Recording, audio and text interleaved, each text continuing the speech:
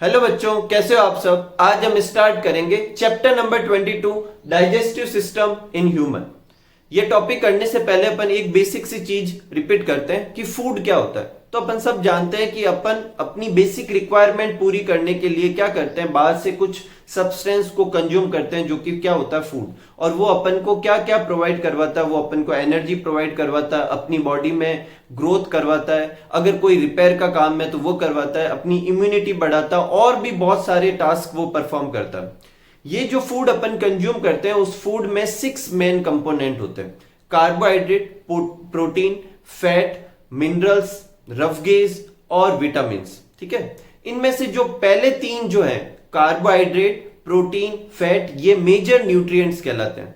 और ये nutrients body में नीडेड तो होते हैं, लेकिन जिस फॉर्म में अपन कंज्यूम करते हैं ये उसी फॉर्म में यूटिलाइज नहीं हो सकते। उसके 2 वजह होती है, एक तो इनका कॉम्प्लेक्स नेचर और दूसरा इनकी इनसॉल्युबल प्रॉपर्टी। तो इन सब्सटेंस को, इन कॉम्प्लेक्स फॉर्म सब्सटेंस को सिंपल फॉर्म में कन्वर्ट करना और सॉल्युबल फॉर्म में कन्वर्ट करना, ताकि बॉडी उनको एब्जॉर्ब करके यूटिलाइज कर सके। ये प्रोसेस किसका होता है, डाइजेशन का। और ये जो परफॉर्म करता है वो क्या कहलाएगा, डाइजेस्टिव सिस्टम। एकदम सिंपल। तो स्टार्ट करते हैं। देखो, फूड जो होते हैं उसमें कॉम्प्लेक्स फॉर्म कौन सी होती है, कार्बोहाइड्रेट, फैट, प्रोटीन। ये कॉम्प्लेक्स के साथ साथ वाटर इनसॉल्युबल भी होता है। कार्बोहाइड्रेट को मोनोसैकेराइड में कन्वर्ट करना, जो कि एक तरह की शुगर होती है, एग्जांपल जैसे ग्लूकोज, फ्रुक्टोज, इनमें कन्वर्ट करना। फैट जो होती है उसे फैटी एसिड में कन्वर्ट करना, और प्रोटीन जो है उसे एमिनो एसिड में कन्वर्ट करना। ये सारी फॉर्म जो है सिंपल फॉर्म में और सॉल्युबल फॉर्म में, इस फॉर्म से इस फॉर्म में कन्वर्ट करने का काम किसका होता है, डाइजेस्टिव सिस्टम का। ठीक है, तो digestion is the process of breaking down of complex insoluble organic substance into simple soluble substance. और ये प्रोसेस किससे होगा, मतलब क्या ऐसा करेंगे जिससे कॉम्प्लेक्स फॉर्म सिंपल फॉर्म में कन्वर्ट हो जाएगी। तो हाइड्रोलाइसिस करेंगे। हाइड्रो मतलब वाटर से, लाइसिस बोले तो तोड़ना, उन्हें तोड़ेंगे। और ये भी किसकी हेल्प से होगा, एंजाइम की हेल्प से। तो ये जो प्रोसेस होगा वो किससे होगा, एंजाइमेटिक हाइड्रोलाइसिस से होगा। और क्यों करना ये, so they can easily be absorbed and utilised into the body. और group of organ which perform such function is known as digestive system. और वो ग्रुप ऑफ ऑर्गन जो ये फंक्शन परफॉर्म करते हैं उन्हें डाइजेस्टिव सिस्टम कहते हैं। अपनी छोटी क्लास में पढ़ा होगा, सेल, सेल का कलेक्शन टिश्यू, टिश्यू का कलेक्शन ऑर्गन, ऑर्गन का कलेक्शन ऑर्गन सिस्टम। तो वो ऑर्गन का कलेक्शन जो डाइजेशन परफॉर्म करे डाइजेस्टिव सिस्टम कहलाता है। एग्जाम में डाइजेशन की डेफिनेशन आए तो यहां से यहां तक नोट करेंगे आप। और डाइजेस्टिव सिस्टम क्या है, तो अभी यहां से यहां ये पूरा पहले ये डाइजेशन लिख के फिर ये लिखेंगे कि group of organ which perform such function is known as digestive system. कोई प्रॉब्लम नहीं, आगे बढ़ते हैं। ह्यूमन डाइजेस्टिव सिस्टम अपने सिलेबस में, तो ह्यूमन का जो डाइजेस्टिव सिस्टम है उसे बेसिकली 2 पार्ट में डिवाइड कर सकते हैं, एलिमेंट्री कैनाल और एसोसिएट डाइजेस्टिव ग्लैंड, या सिंपल डाइजेस्टिव ग्लैंड भी कह सकते हैं। एलिमेंट्री कैनाल फूड का एंट्री पॉइंट से लेकर फूड के एग्जिस्ट पॉइंट तक जो भी पाथ है जहां से होकर फूड गुजरता रहेगा उसे अपन क्या कहेंगे, एलिमेंट्री कैनाल। और टाइम टू टाइम अलग अलग जगह पर कुछ स्पेसिफिक डाइजेस्टिव ग्लैंड होगी जो अपनी तरफ से कुछ सिक्रेशन सिक्रेट करेगी, और वो एंजाइमेटिक हाइड्रोलाइसिस परफॉर्म करके डाइजेशन को कंप्लीट करेंगे। कोई प्रॉब्लम नहीं, आगे बढ़ते हैं। नेक्स्ट लेते हैं एलिमेंट्री कैनाल। तो एलिमेंट्री कैनाल क्या होती है, alimentary canal is long muscular tube. ये कैसी ट्यूब है, मस्क्यूलर। इसमें ऐसे ऐसे पेरिस्टेलेसिस मूवमेंट करने की कैपेबिलिटी होती है। ये अपनी विड्थ और लेंथ में अपनी विड्थ भी चेंज कर सकती है और लेंथ भी चेंज कर सकती है। और ये करने के लिए इसके पास खुद के पास क्या होती है, मसल्स भी होती है, जिसे अपन आगे डिस्कस भी करेंगे। तो एलिमेंट्री कैनाल कैसी है, मस्क्यूलर ट्यूब है। और ये कहां से स्टार्ट होती है, माउथ से स्टार्ट होती है, और कहां तक चलती है, एनस तक चलती है। माउथ को अपन ऐसे समझ सकते हैं कि एंटीरियर ओपनिंग है, और एनस को ऐसे समझ सकते हैं कि ये पोस्टीरियर ओपनिंग है। मतलब किसी भी ऑर्गेनिज्म का वो पार्ट जहां पर माउथ प्रेजेंट होता है उसे एंटीरियर पार्ट कहेंगे, और एनस प्रेजेंट होगा उसे पोस्टीरियर पार्ट कहेंगे। माउथ से फूड एंटर करेगा, उसके साथ जो भी होना है, डाइजेशन, एब्जॉर्प्शन, जो भी होना है हो जाएगा। जो भी पीछे बचेगा वो एनएस के थ्रू बाहर निकाल दिया जाएगा। ठीक है, ये कितनी होती है, 4 to 5 मीटर लेंथ में होती है, और डेथ के बाद ये थोड़ी लंबी हो जाती है, 7 to 8 मीटर हो जाती है। और इसका कारण है कि इसकी जो ये मस्कुलर वॉल की मसल्स है वो रिलैक्स हो जाती है, और रिलैक्सेशन की वजह से उसकी लेंथ बढ़ जाती है। ये जो लेंथ दे रखी है वो अलग अलग बुक में अलग अलग हो सकती है, कुछ वैल्यू ऊपर नीचे हो सकती है, लेकिन मेन जो चीज सोचने की है वो 2 पॉइंट है इसमें। एक, इसकी लेंथ अपनी बॉडी लेंथ से काफी ज्यादा है। दूसरी, इसकी लेंथ जो होती है वो डेथ के बाद बढ़ती। ठीक है, पार्ट क्या क्या है एलिमेंट्री कैनाल के? तो एलिमेंट्री कैनाल के क्या क्या पार्ट है? Mouth, buccal cavity, pharynx, oesophagus, stomach, small intestine, large intestine और एनस। सबसे पहले क्या होता है? माउथ। वो बाद में किस में खुलता है? Buccal cavity. बक्कल कैविटी किस में खुलती है? फेरिंग्स, जो कि बेसिकली रेस्पिरेटरी और डाइजेस्टिव सिस्टम का क्या है? Common part. उसके बाद आगे फूड पाइप स्टार्ट होता है जिसको क्या कहते हैं? इसोफेगस। इसोफेगस स्टमक में खुलता है जहां पर फूड पहली बार कुछ देर के लिए रुकेगा और वहां से डाइजेशन भी मेनली स्टार्ट होता है। वैसे कुछ पार्ट बक्कल कैविटी में भी स्टार्ट होता है डाइजेशन का, लेकिन जो मेनली डाइजेशन स्टार्ट होता है वो कहां से स्टार्ट होता है? स्टमक से। उसके बाद स्मॉल इंटेस्टाइन, लार्ज इंटेस्टाइन, और लार्ज इंटेस्टाइन का जो लास्ट पार्ट होता है जिसको कहते हैं रेक्टम, जहां टेम्पररी वेस्ट मटेरियल को स्टोर किया जाएगा और उसके बाद एनस के थ्रू बाहर निकाल दिया जाएगा। कोई प्रॉब्लम नहीं। एलिमेंट्री कैनाल के फंक्शन क्या है? तो देखो, एलिमेंट्री कैनाल जो होती है 3 फंक्शन करती है। पहला, वो डाइजेशन के लिए प्लेस अवेलेबल करवाती है। वो खुद डाइजेशन नहीं करेगी, डाइजेशन के लिए क्या करेगी? प्लेस अवेलेबल करवाएगी। वो किससे होगा? वो डाइजेस्टिव ग्लैंड से होगा। कुछ डाइजेस्टिव ग्लैंड जो होती है वो एलिमेंट्री कैनाल के बाहर की तरफ प्रेजेंट होती है और कुछ एलिमेंट्री कैनाल के अंदर प्रेजेंट होती है, लेकिन जो वो डाइजेस्टिव ग्लैंड जो एंजाइम सीक्रेट करेंगे वो डाइजेशन परफॉर्म करेंगे। एलिमेंट्री कैनाल जो होगी वो सिर्फ और सिर्फ क्या करेगी? जगह अवेलेबल करवाएगी। सेकंड है, एब्जॉर्प्शन का काम करेगी। डाइजेशन के बाद जो बनेगा उसे एब्जॉर्ब करने का काम भी किसका होगा? एलिमेंट्री कैनाल का। साथ में ये एक्सक्रिएटरी वेस्ट मटेरियल को क्या करती है? स्टोर करने का काम भी करती है। और तीसरा, जो फूड का जो मूवमेंट होता है माउथ से लेकर एनस तक, वो काम भी खुद एलिमेंट्री कैनाल का है। एलिमेंट्री कैनाल खुद ही क्या करती है? आगे की तरफ उस फूड को क्या करती है? पुश करती रहती है। किस फॉर्म में? पेरिस्टालसिस मूवमेंट की वजह से। ठीक है, सबसे फर्स्ट स्टार्ट करते हैं माउथ। तो माउथ बेसिकली किसी भी चीज की ओपनिंग को क्या कहते हैं? माउथ। अगर कोई भी चीज की ओपनिंग, एक पाइप ले तो उसका जो ओपन हो रहा है, जो एरिया जहां से कोई चीज एंटर करेगी, उसे अपन क्या कहेंगे? माउथ कहेंगे उस पाइप का। ठीक है, तो अपना माउथ क्या है? जहां से अपन एंटर करते हैं, फूड को एंट्री देते हैं, उसको क्या कहेंगे? माउथ कहेंगे। ठीक है, माउथ वो जगह नहीं है जहां पर टीथ, टंग ये सब प्रेजेंट होते हैं, वो बक्कल कैविटी है। ठीक है, तो माउथ क्या होता है? माउथ इज एन एपर्चर और opening of alimentary canal. It is bounded with 2 lips, upper और लोअर लिप्स। अपने ह्यूमन में जो लिप्स होते हैं वो बाहर की तरफ स्किन से और अंदर की तरफ म्यूकस मेम्ब्रेन से क्या होते हैं? सराउंडेड होते हैं। ठीक है, नेक्स्ट आगे बढ़ते हैं। माउथ जो होते हैं वो किसमें ओपन होता है? बक्कल कैविटी और ओरल कैविटी में। तो अपना नेक्स्ट जो टॉपिक होगा वो क्या होगा? बक्कल कैविटी और ओरल कैविटी। तो पहले आप ये नोट कर लीजिए, फिर अपन आगे बढ़ते हैं। नेक्स्ट लेते हैं बक्कल कैविटी।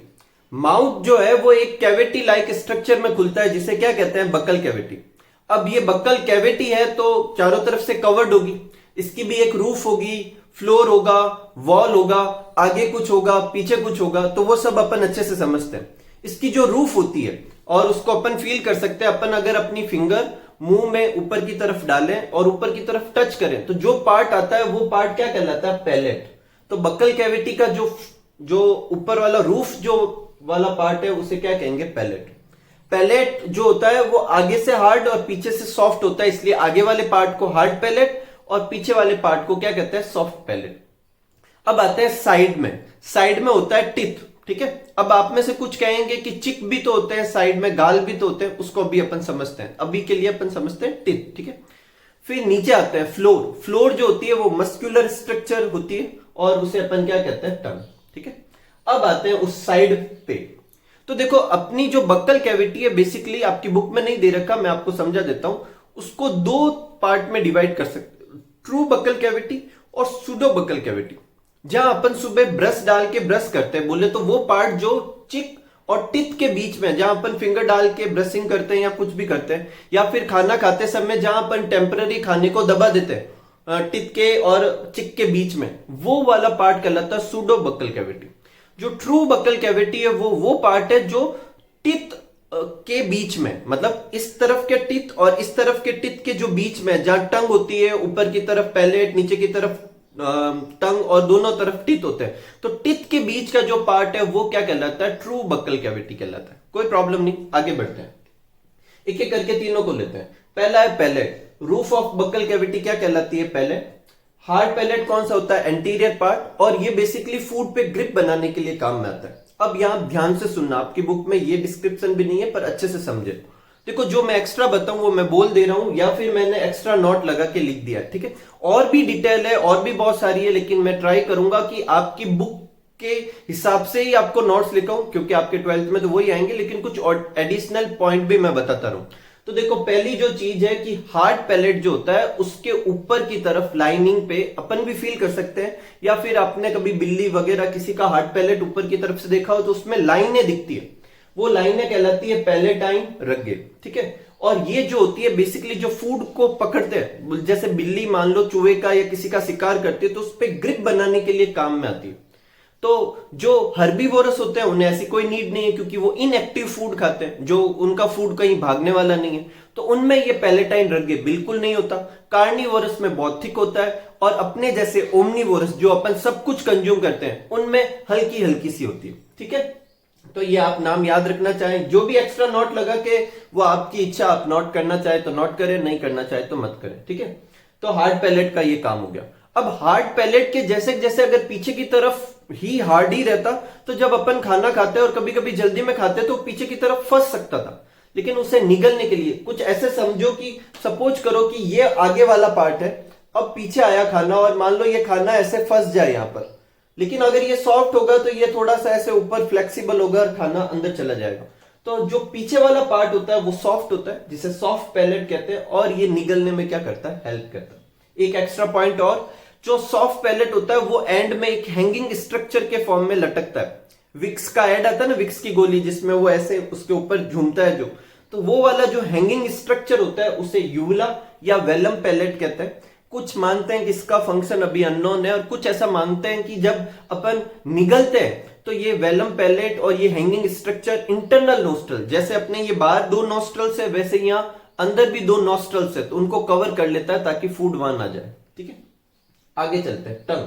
टंग आप सब जानते हैं कि फ्लोर पे, ओरल कैविटी की फ्लोर पे muscular flat flexible plate like structure होता है जो टंग कहलाता है। ये अपना शेप चेंज कर सकता है, मूवेबल पार्ट है, इधर उधर मूव कर सकता है, इसका शेप भी चेंज हो सकता है, ठीक है। और शेप चेंज होने के लिए इसमें इंट्रिंसिंग और एक्सट्रिंसिंग मसल्स भी होती है, ठीक है। अब इसके फंक्शन क्या है? एक तो ये क्या करता है? टेस्ट आइडेंटिफिकेशन कहलाता है। इसके लिए टंग जो होती है उसके ऊपर वाली सरफेस पे आपने देखा होगा दाने दाने जैसा दिखता है, जिसको कहते हैं टेस्ट पेपिला, और उनके अंदर होती है टेस्ट बर्ड्स, जो कि क्या करती है? टेस्ट का आइडेंटिफिकेशन कराती है, सोर, स्वीट, बीटर जो भी है। दूसरा है ये टच और टेम्परेचर के बारे में, खाना जो है वो किस टेम्परेचर का है, और जो टच का भी फील करवाती है। तीसरा है ये मेस्टिकेशन में हेल्प करती है। मेस्टिकेशन बोले तो खाने को चबाना, काटना, तोड़ना। वैसे ये काम किसका? टिथ का, लेकिन टिथ तो अंदर की तरफ तो आएंगे नहीं, तो उन टिथ के नीचे खाने को ले जाना, कभी इधर कभी इधर, वो काम भी किसका होता है? टंग का होता है। एक एक्स्ट्रा पॉइंट और बताता हूं, टंग जो ह्यूमन टंग होती है उसके आगे वाला पार्ट, सपोज करो ये आगे वाला पार्ट है तो वो फ्री होता है ऊपर नीचे, लेकिन जब ऐसे ऊपर करते हैं तो यहाँ नीचे की सरफेस से एक पतली सी मेम्ब्रेन से क्या होती है? कनेक्टेड होती है, और वो पतली सी जो मेम्ब्रेन है उसे कहते हैं फ्रेन्युलम लिंगुई। क्या कहते हैं? फ्रेन्युलम लिंगुई। ठीक है, आगे बढ़ते हैं और नेक्स्ट पार्ट लेते हैं, टिथ। तो देखो टिथ बेसिकली क्या होता है? जॉ के ऊपर जो स्ट्रक्चर होते हैं उन्हें अपन क्या कहते हैं? टिथ। और कुछ में ये टिथ जॉ के ऊपर ही प्रेजेंट होते हैं, अपने अंदर जॉ के अंदर गड़े हुए होते हैं, एम्बेडेड होते हैं, ठीक है। और कैसे होते हैं? एक्टोमीजोडर्मल होता है। मैंने आपको एम्ब्रियोलॉजी पहले ही करवा दी थी, मैंने वहां आपको समझाया था कि कुछ ऑर्गन जो होते हैं वो एक्टोडर्म से डिराइव होते हैं, कुछ मीजोडर्म से डिराइव होते हैं, और कुछ जो होते हैं वो किससे डिराइव होते हैं? एंडोडर्म से डिराइव होते हैं। तो टिथ जो है वो एक्टोमीजोडर्मल है, इसका मतलब कुछ पार्ट इसका एक्टोडर्म से बनेगा और कुछ पार्ट किससे बनेगा? मीजोडर्म से बनेगा। नेक्स्ट है teeth are embedded in jaw. Upper जो होता है अपना, ऊपर वाला जो होता है वो मूव नहीं करता, सिर्फ नीचे वाला मूव करता है। इसे कुछ ऐसे समझ सकते हैं, ये अपर जो है, ये लोअर जो, तो सिर्फ ये जो मूव करता है। ऐसा लगता है कि अपन को इनके बीच का गैप कम हो रहा है, इससे लगता है कि दोनों मूव कर रहे हैं, लेकिन सिर्फ नीचे वाला मूव करता है, ठीक है। अब टिथ के बारे में छोटी छोटी सारी इंफॉर्मेशन मैंने इधर समझाई, अच्छे से स्टार्ट करते हैं। सबसे पहले ह्यूमन टिथ के बारे में। ह्यूमन टिथ कितने होते हैं नंबर में? 32 टिथ होते हैं। डाइफायोडोंट होते हैं, बोले तो जिंदगी में 2 बार आते हैं, लेकिन ये हाफ ट्रू है, ठीक है। अपने अंदर जो 32 टीथ होते हैं उसमें से 20 टीथ जिनको अपन कहते हैं मिल्क टीथ, जो अपने बचपन में आए थे, ठीक है, वो ही टूट के वापस आते हैं और सिर्फ वो ही डाइफायोडोंट होते हैं। पीछे के जो 12 टीथ होते हैं जिन्हें परमानेंट टीथ कहते हैं, वो जिंदगी में सिर्फ एक ही बार आते हैं। तो अगर अपन को अच्छे से पूछा जाए कि 32 के 32 डाइफायोडोंट होते, तो नहीं, सिर्फ 20 टीथ अपने डाइफायोडोंट और 12 टीथ मोनोफायोडोंट बोले तो जिंदगी में सिर्फ एक बार आते हैं, ठीक है। नेक्स्ट है टाइप। तो अपने सारे टीथ एक जैसे नहीं होते, 4 टाइप्स के टीथ होते हैं, incisor, canine, premolar and molar. Incisor जो होते हैं वो 8 होते हैं नंबर में और कटिंग का काम करते हैं। कैनाइन जो होते हैं 4 होते हैं नंबर में और टीयरिंग का काम करते हैं। प्रीमोलर जो होते हैं वो 8 होते हैं और मोलर जो होते हैं वो 12 और दोनों ही च्युइंग का काम करते हैं, ठीक है। आगे बढ़ते हैं, डेंटल फॉर्मूला। तो अपना जो टीथ होता है या किसी भी ऑर्गेनिज्म का जो टीथ होता है उसके अपर या लोअर जो की बात की जाए तो अपर हाफ में जैसा अरेंजमेंट होगा डिफरेंट टाइप ऑफ टीथ का, नेक्स्ट हाफ में भी वैसा ही होगा। ठीक ऐसे कैसे लोअर हाफ में टीथ का जैसे अरेंजमेंट होगा अनदर लोअर हाफ में भी वैसा ही होगा। तो एक डेंटल फॉर्मूला तैयार किया जाता है जिसमें डिफरेंट टाइप ऑफ टीथ और उनका अरेंजमेंट वो भी सिर्फ एक हाफ में शो किया जाता है, उसे डेंटल फॉर्मूला कहते हैं। तो इट एक्सप्रेस नंबर, क्या एक्सप्रेस करता है, नंबर और अरेंजमेंट दोनों किसके, डिफरेंट टाइप ऑफ टीथ के इन अपर एंड लोअर जो हाफ, किसमें करता है, सिर्फ अपर और लोअर जो हाफ में, ठीक है। जैसे ये फॉर्मूला है ह्यूमन का 2 1 2 3 2 1 2 3, ठीक है। जो ऊपर वाला पार्ट है 2 1 2 3 वो अपर जो का अरेंजमेंट शो कर रहा है और नीचे वाला 2 1 2 3 वो लोअर हाफ को शो कर रहा है। ह्यूमन के केस में ये दोनों भी सेम है पर कुछ जानवरों में अलग भी होता है। जो पहला सेट होता है वो इंसीजर को डिनोट करता है, दूसरा कैनाइन को, तीसरा प्रीमोलर को और चौथा किसको डिनोट करता है, मोलर को। तो अपर हाफ में 2 इंसीजर, 1 कैनाइन, 2 प्रीमोलर और 3 मोलर होते हैं। टोटल कितने हो गए, 2 1 3 3 2 5 5 और 3 कितने हो गए, 8। तो 8 अपर हाफ में टीथ होते हैं, इस हाफ में भी ऐसा ही अरेंजमेंट, ऐसा ही नंबर, इसलिए 2 से मल्टीप्लाई कर दिया तो 16 ऊपर हो गए। और ठीक ऐसा कैसा अरेंजमेंट ह्यूमन में नीचे भी होता है, तो 16 नीचे, टोटल कितने हो जाएंगे, 32 टीथ।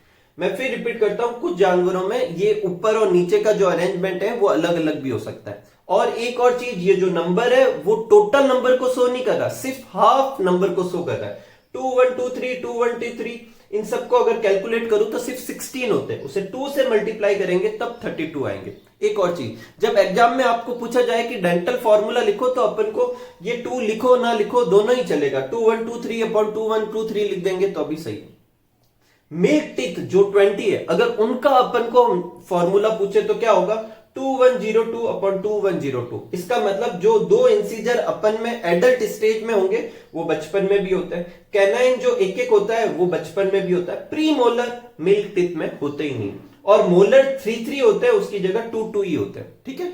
तो बाद में एक्स्ट्रा क्या आता है, 2 2 तो प्री मोलर आते हैं और 1 1 मोलर आती है। जो वो 1 1 मोलर आती है वो सबसे लास्ट में आएगी, इवन अपनी जो टीन एज है वो पूरी हो जाएगी उसके भी बाद में। और उन 1 1 टीथ को क्या कहते हैं, विजडम टीथ। एक इधर एक इधर एक इधर एक इधर, तो 4 ऐसे टीथ होते हैं जो अपने बाद में आते हैं और उन्हें विजडम टीथ कहते हैं और अपन में वेस्टिजियल होते हैं, उनका कोई फंक्शन नहीं होता, ठीक है।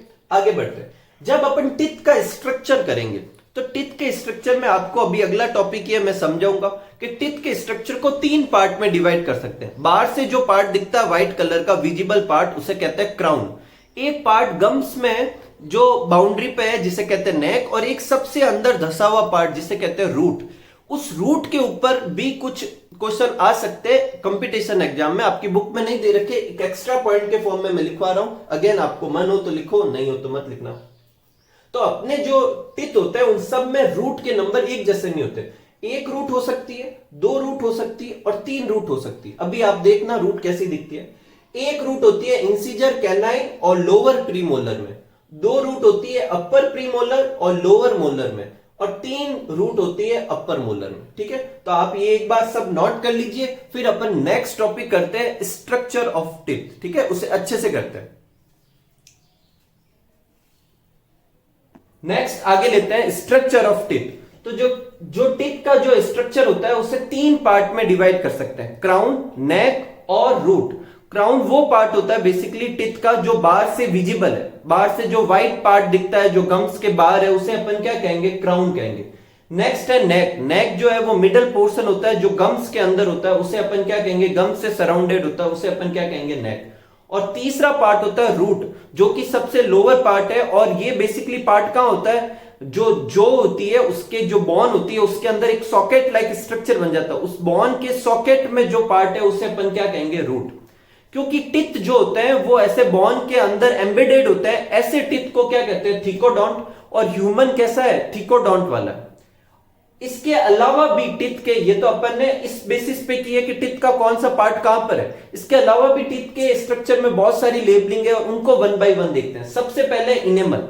इनेमल क्या है कि जो क्राउन पार्ट जो है टिथ का, ये जो बाहर वाला पार्ट जो है वो एक हार्ड सब्सटेंस से कवर्ड रहता है। ये हार्डेस्ट सब्सटेंस है animal kingdom as well as human में भी, ठीक है। और ये पार्ट क्या कहलाता है, इनेमल कहलाता है।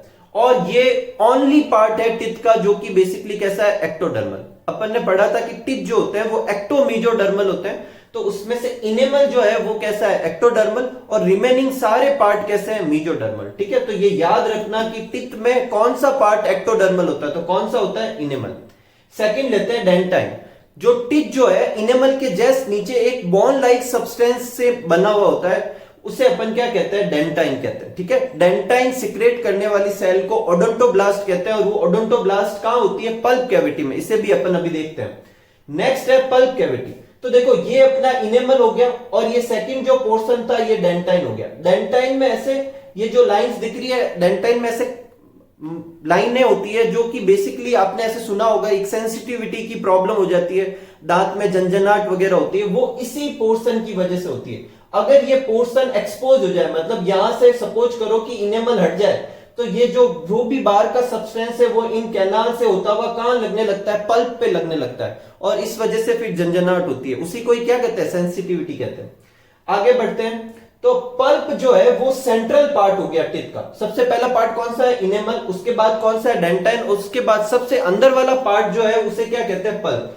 अब इस पल्प के अंदर क्या क्या होता है, देखो पल्प जो है वो नीचे की तरफ, बाहर की तरफ खुल रहा है, यहां से ब्लड वेसल्स, यहां से नर्व और सब चीजें कहा जाती है अंदर, और वो क्या करती है, न्यूट्रिशन वगैरह का सप्लाई करती है। और स्पेशली एक तरह की सेल होती है जिसको क्या कहते हैं, ओडोंटोब्लास्ट, उनको सप्लाई करती है। ये ओडोंटोब्लास्ट सेल जो होती है वो डेंटाइन सिक्रेट करती है, अभी अपन ने देखा था। तो वो ओडोंटोब्लास्ट कहां होती है, पल्प में। लेकिन उन्हें जब तक यहाँ नीचे से वो न्यूट्रिशन मिलता रहेगा तब तक वो ग्रो करेगी और डेंटाइन सिक्रेट करेगी। एक सर्टेन एज के बाद में ये नीचे की जो ओपनिंग होती है, इस ओपनिंग को कहते हैं एपिकल फोरामेन, जहां से ये नर्व्स वगैरह सब अंदर की तरफ एंटर करती है, वो क्लोज हो जाते हैं। और क्लोज होने के बाद जो होती है वो न्यूट्रिशन सप्लाई रुक जाती है, जिसकी वजह से ओडोंटोप्लास्ट काम करना बंद कर देती है और डेंटाइन सिक्रेट नहीं होता, और टिथ जो होता है उसकी लेंथ जो होगी वो और नहीं बढ़ेगी। लेकिन कुछ जानवरों में कुछ पर्टिकुलर टिथ जो होते हैं उनका एपिकल फोरामेन हमेशा ही खुला रहता है और वो ग्रो ही करते रहते हैं, जैसे हाथी के जो इंसीजर होते हैं जो बाहर की तरफ दिखते हैं वो। लेकिन ह्यूमन में ऐसा नहीं है। ह्यूमन में सारे टिथ का जो एपिकल फोरामेन है एक सर्टेन एज के बाद में क्या हो जाएगा, क्लोज हो जाएगा। यही वजह है कि अपने टिथ जो होते हैं वो लिमिटेड ग्रोथ शो करते हैं। इसे एपिकल फोरामेन भी कह सकते हैं और इसे क्या कह सकते हैं, एपिकल पोर भी कह सकते हैं। तो ये हो गया अपने पल्प कैविटी। दो और लेबलिंग है, सीमेंटम और पेरिडोंटल मेम्ब्रेन। तो देखो ये जो टिथ जो होते हैं वो सॉकेट के अंदर तो है, लेकिन सॉकेट जो है टिथ का जो नीचे वाला पार्ट उस जो बोन का सॉकेट है उसके साथ चिपकेगा कैसे, चिपकाने के लिए कुछ तो होना चाहिए। तो वहां दो स्ट्रक्चर होते हैं, एक होता है सीमेंट, वो बेसिकली रूट के चारों तरफ, ये जो ऑरेंज कलर में शो कर रखा है रूट के चारों तरफ होता है, और दूसरा जो पोर्शन होता है उसे कहते हैं पेरिडोंटल मेम्ब्रेन, जिसमें लिगामेंट वगैरह होती है। ये दोनों की हेल्प से जो रूट जो होती है वो जो बोन के साथ क्या होती है, अटैच होती है। तो दो स्ट्रक्चर काम करते हैं, सीमेंट और पेरिडोंटल मेम्ब्रेन। बेसिकली ये टिथ के जो चारों तरफ का पार्ट है इसे कहते हैं पेरिडोंटल स्पेस, ठीक है। वहां पर सीमेंट भी होती है और ये मेम्ब्रेन और लिगामेंट भी होता है, ठीक है। तो इस तरीके से अपना ये टिथ का स्ट्रक्चर होता है, और टिथ का स्ट्रक्चर आपके एग्जाम में आ सकता है, स्पेशली डायग्राम। तो अच्छे से प्रैक्टिस करें इसकी, ठीक है। फिर अपन आगे बढ़ते हैं। नेक्स्ट बढ़ते हैं फेरिंग्स। तो देखो बक्कल कैविटी जो होती है वो आगे की तरफ किस में ओपन होती है, फेरिंग्स में ओपन होती है। फेरिंग्स जो होता है वो बेसिकली डाइजेस्टिव सिस्टम और रेस्पिरेटरी सिस्टम का कॉमन पाथ होता है। मतलब फूड जो होता है वो माउथ फिर बक्कल कैविटी से होता हुआ कहां आता है, फेरिंग्स के अंदर, और जो एयर जो होती है वो नोज, एक्सटर्नल नोस्ट्रल्स, फिर नेजल चैम्बर्स, फिर इंटरनल नोस्ट्रल से होती हुई वो भी कहां आती है, फेरिंग्स के अंदर ही आती है, कोई प्रॉब्लम नहीं, ठीक है। फेरिंग्स को कुछ बुक में डिवाइड भी किया होता है ओरोफेरिंग्स, लैरिंगोफेरिंग्स और नेजोफेरिंग्स के अंदर, ठीक है। एक चीज होती है यूस्टेकियन ट्यूब, तो इसको समझते देखो जब अपन ईयर का स्ट्रक्चर देखेंगे तो ईयर का स्ट्रक्चर जहां अपन ये जो ईयर होता है इसमें अपन जहां पे ईयरबड डाल के सफाई करते हैं वो जो कैनाल होती है उसके आगे क्या होता है, ईयर ड्रम, और फिर आगे जो पार्ट आता है ईयर का उसे कहते हैं मिडल ईयर। क्या कहते हैं, मिडल ईयर, जहां 3 ऑसिकल्स होती है, ठीक है, ईयर ऑसिकल्स। यहां पर प्रेशर मेंटेन करने के लिए एक डक्ट लगी रहती है, वो डक्ट यहां से होती हुई फेरिंग्स तक जाती है। कहां तक जाती है, फेरिंग्स तक, और ये डक्ट कहलाती है यूस्टेकियन ट्यूब। इस डक्ट का बेसिकली पर्पज ये होता है कि ये जो प्रेशर मेंटेन करती है किसके, ईयर ड्रम के दोनों तरफ, ठीक है। तो वो यूस्टेकियन ट्यूब जो होती है वो मिडल ईयर से जो स्टार्ट होती है वो आकर खुलती कहां पर है, फेरिंग्स में आके खुलती है। मिडल ईयर जब अपन करेंगे तब और इसे अच्छे से समझेंगे। नेक्स्ट है कि जो फेरिंग्स का जो लास्ट पार्ट होता है ये यहां पर फेरिंग्स आगे की तरफ 2 पाइप में खुल सकती है और वहां 2 ओपनिंग होती है। ट्रैकिया की जो ओपनिंग होती है उसे ग्लोटिस कहते हैं और इसोफेगस की जो ओपनिंग होती है उसे गैलेट कहते हैं। ग्लोटिस के ऊपर एक मस्कुलर फ्लैप लाइक स्ट्रक्चर भी होता है जिसे क्या कहते हैं, एपिग्लोटिस। जब अपन खाना निगलते हैं तो उस समय क्या होता है कि प्रेशर की वजह से जो एपिग्लोटिस जो होता है वो ग्लोटिस को क्या कर देता है, कवर कर देता है, बंद कर देता है। इस वजह से जो फूड जो होता है वो कहां नहीं जाता, ट्रैकिया के अंदर नहीं जाता, ठीक है। आगे बढ़ते हैं। देखो आगे अपना नेक्स्ट जो टॉपिक है वो बेसिकली है स्टमक, फिर स्मॉल इंटेस्टाइन, लार्ज इंटेस्टाइन, ये अपन नेक्स्ट पार्ट में करेंगे। और जब नेक्स्ट पार्ट में उन तीनों स्ट्रक्चर को करेंगे तो कुछ वर्ड आएंगे बार बार, वो वर्ड सारे के सारे वर्ड जो है वो हिस्टोलॉजी से रिलेटेड है। गट जो होता है बोले तो इंटेस्टाइन जो होती है उसकी हिस्टोलॉजी जो होती है उसमें लेयर होती है, तो वो लेयर कौन कौन सी है वो नाम अपन पहले ही कर लेते हैं ताकि जब अपन stomach, small intestine, large intestine में वो नाम देखेंगे तो अपन पहले से ही जानते होंगे कि नाम कौन से। तो 4 लेयर्स की वॉल होती है एलिमेंट्री कैनाल की, और वो 4 लेयर कौन कौन सी होती है, अगर बाहर से अगर मैं चलूं तो सीरोसा, मस्क्यूलरिस, एक्सटर्ना और सब म्यूकोसा, म्यूकोसा और अंदर की तरफ ये होती है ल्यूमन, और अंदर से बाहर की तरफ जाऊं तो म्यूकोसा, सब म्यूकोसा, मस्क्यूलरिस, एक्सटर्ना और सीरोसा होती है। ल्यूमन जो होती है वो अंदर का होलो पार्ट है जहां पर फूड आगे की तरफ क्या करता है, मूव करता है, और ये चारों तरफ से क्या वॉल से कवर्ड है, ठीक है। जो म्यूकोसा है वो सबसे अंदर की मेम्ब्रेन है और ये म्यूकस मेम्ब्रेन है। सब म्यूकोसा जो होती है इसमें connective tissue, blood vessels, lymph vessels, nerve supply होती है। मस्क्यूलरिस एक्सटर्ना जिसको एक्सटर्नल म्यूकस लेयर भी कहते हैं, ये 2 लेयर की बनी होती है, आउटर लॉन्गिट्यूडनल मसल्स की, इनर सर्कुलर मसल्स की, और कुछ जगह पर ऑब्लिक मसल्स भी होती है, ठीक है। आगे की तरफ बढ़ते हैं और इन्हीं मसल्स की वजह से जो वो पेरिस्टेलेसिस मूवमेंट होता है ना, मतलब जो ये अपनी एलिमेंट्री कैनाल की ट्यूब है अपनी लेंथ और विड्थ को क्या कर सकती है, चेंज कर सकती है। विड्थ को कम करके लेंथ बढ़ा सकती है और मतलब विड्थ को ज्यादा करके लेंथ घटा सकती है, जिससे ऐसे पेरिस्टेलेसिस मूवमेंट होते हैं, तो इस लेयर की वजह से होते हैं। सीरोसा या outer most layer fibrous connective tissue की बनी होती है, ठीक है। अब ये नाम जब अपन स्टमक करेंगे, स्मॉल इंटेस्टाइन करेंगे, उधर भी आएंगे तो अपन अच्छे से समझ पाएंगे, ठीक है। तो उम्मीद करता हूं कि आज का वीडियो आपको अच्छे से समझ में आया होगा। मिलते हैं अगले वीडियो में, तब तक आप खूब सारा हार्डवर्क कीजिए, खूब खुश रहिए, खूब मस्त रहिए। Thank you for watching.